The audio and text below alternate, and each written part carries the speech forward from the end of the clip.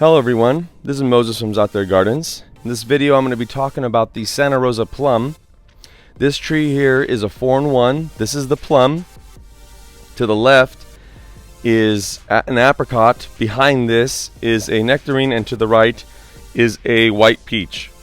So this variety, the Santa Rosa Plum, the issues I've experienced with this tree is that it's hard to control its growth habit.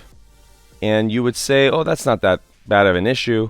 Well, when you have a cowtail tree or a multi-fruited tree, it's really difficult to control one of the sizes.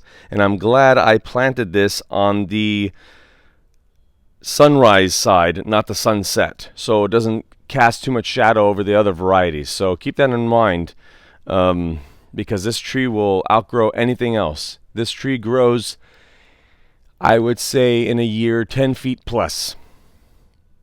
Minimum 10 feet. Other than that, I don't experience that much issues with this tree. The only thing is, I suppose, is it doesn't produce as much flowers as I'd like. No matter if I keep the flowering spurs or not, it just doesn't pump out as much flowers as I thought it would, as much as my other plums or pluots, especially the pluots. Those produce like crazy. Insect issues, is not really any insects that really attack this. And interesting enough, this is the only variety on the 4-in-1 here, nectarine, peach, apricot, and plum. This plum has yet, even when it's fully ripe, juicy, has yet to be pecked on by birds. The birds will eat the apricots, they'll eat the nectarines, and they'll eat the peaches. They won't eat the Santa Rosa Plum. I'm not too sure why, but I'm loving that. The things I like about this variety is it's just an easy variety. Can take the heat, can take this hot sun, produces enough foliage to protect its own fruit. The fruits look amazing, as you can see here. And there's some right over here as well. I'm on a tripod so I can focus on the video more than holding the camera. But that's about it right there. So the growth habits, extremely vigorous. So if you want a tree, like let's say you just want a Santa Rosa Plum, and you want only a few trees, but you want nice huge trees that produce a lot of shade for you or your family or your dog or your pets outside, and in the long run will produce a lot of fruit for you, you need to plant a Santa Rosa Plum.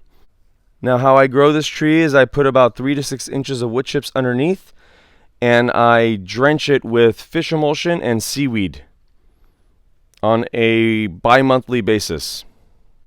Interesting attributes about this tree is that it to me is an amazing producer of plums that just don't get attacked by anything. Bugs, birds. That's really important. The taste is revered to, and I would agree to as well, the best tasting plum, not the best tasting pluot, but the best tasting plum that I've ever tasted. I mention pluot because some pluots can outperform the taste of this very easily. But if you want a plum, this is a great variety to grow. Happy gardening, everyone. Okay, like, share, subscribe, and thanks for watching, everyone.